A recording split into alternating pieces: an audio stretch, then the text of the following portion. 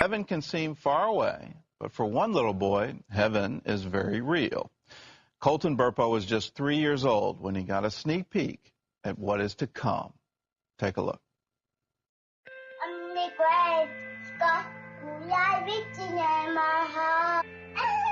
How old are you today? Me. And what is your name? And where do you live? In Nebraska. Who's your mommy? Sonia. Who's your daddy? Daddy. Popo. Who's your sister? Cassie.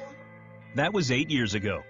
Looking at Colton now, you would have never guessed that he almost died in 2003. His father, Todd, tells about Colton's near-death experience in the book, Heaven is for Real. And he started throwing up into the toilet, you know, and at first we're like, okay, he's got the stomach flu, because the doctor said it was going around. Colton's condition only got worse as days passed. His doctor discovered his appendix had burst. An infection was spreading in his body. Time was running out.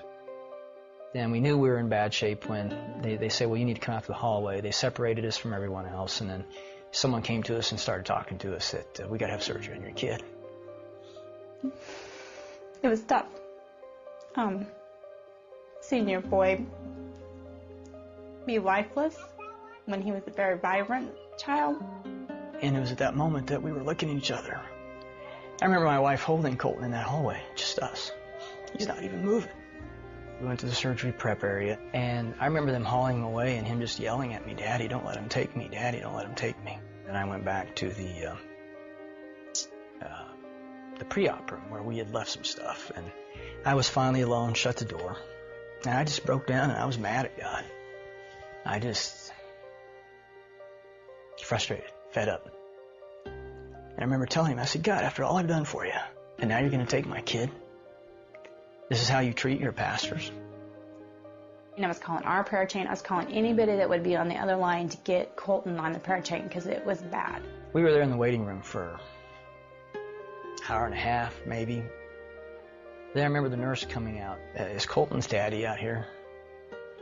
I'm like, yeah, well, Colton's in recovery and he's screaming for you. And I'm sitting there with him. And I remember my son in that room then looking up at me and goes, Dad, do you know I almost died? And my first thought was, maybe he overheard the nurse say that, or maybe they thought he was under anesthesia, you know, and he wasn't. But it wasn't till 4 months after we got out of the hospital that we finally listened to our son.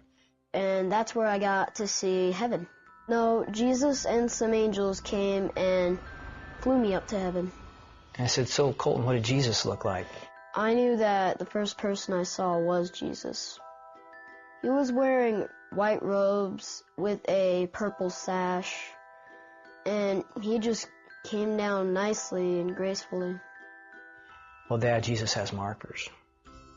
Dad, Jesus has markers. I didn't know what he meant, so I finally asked the right question. Colton, where are Jesus' markers?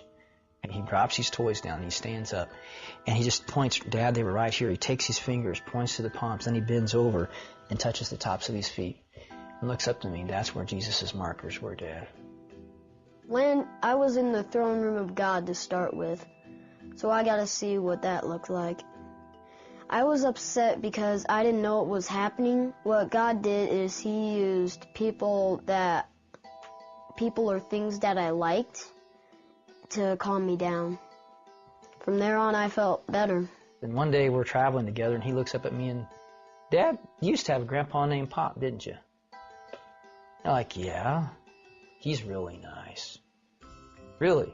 Yeah, you used to play with him as a kid and work with him on the farm and shoot stuff with him. And I'm like, yeah, how do you know that? Well, he told me. A figure came up, and he was Pop. He asked me, are you Todd's son? I said, yes. He said that he was his grandpa, so that's where I met him. Yeah, Pop, I was very close to him. And he was my most significant male role model when I was a kid growing up. But he was killed in a car wreck before I turned 7. I was busy paying bills again, because that's my job, and he came up and told me he had 2 sisters. Well, he had to say it several times before he finally got my attention.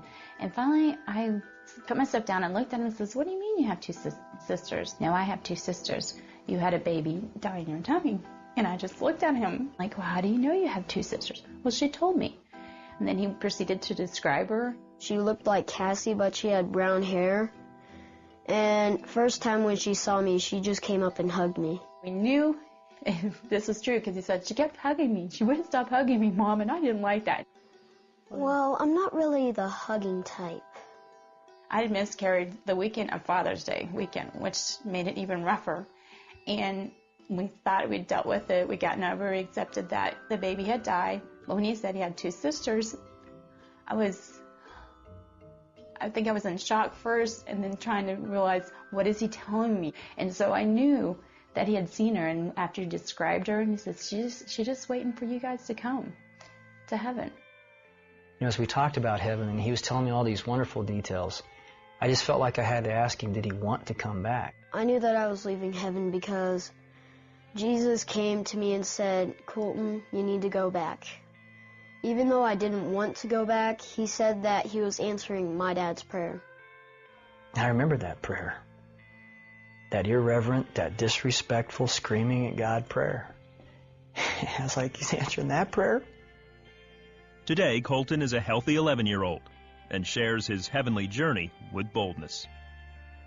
I learned that heaven is for real, and you're going to like it.